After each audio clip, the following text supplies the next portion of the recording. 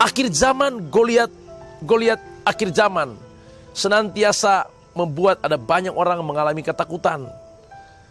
Tapi saya mau beritahu, Daud tiba di medan perang. Ketika dia tiba di medan perang, Daud tidak bermaksud untuk berperang.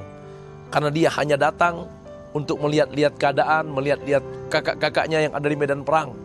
Tapi saat Daud ada di medan perang, dia mendengarkan ada suara Goliat.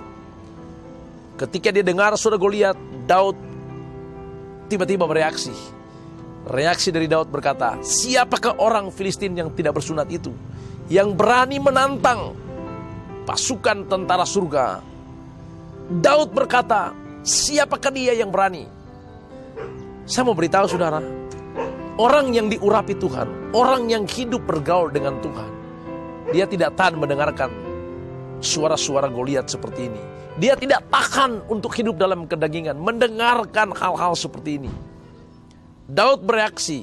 Reaksi Daud itu reaksi surga. Karena dia tahu dia punya hubungan dengan surga.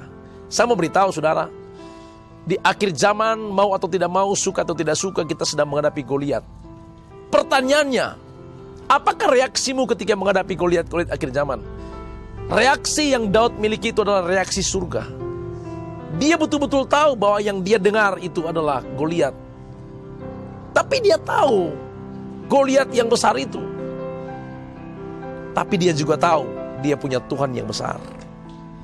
Saya mau beritahu saudara, mengalahkan Goliat akhir zaman adalah mengerti dulu siapa dirimu, siapa diri kita.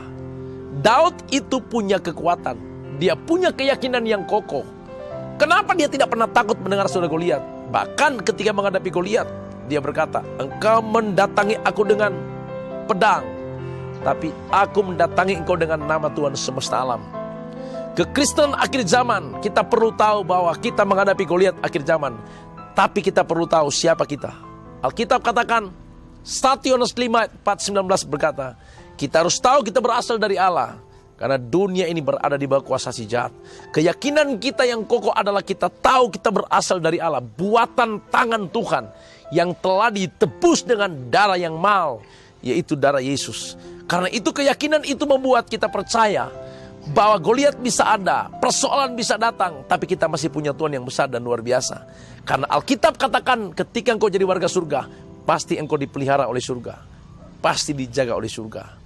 Keyakinan yang kedua adalah Daud punya pengalaman dengan Tuhan. Pengalaman itu membuat dia tahu dia pasti ditolong oleh Tuhan.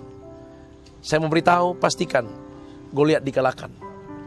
Pastikan kau menang, karena kita adalah milik kerajaan surga. Punya Tuhan yang besar yang namanya Yesus Kristus.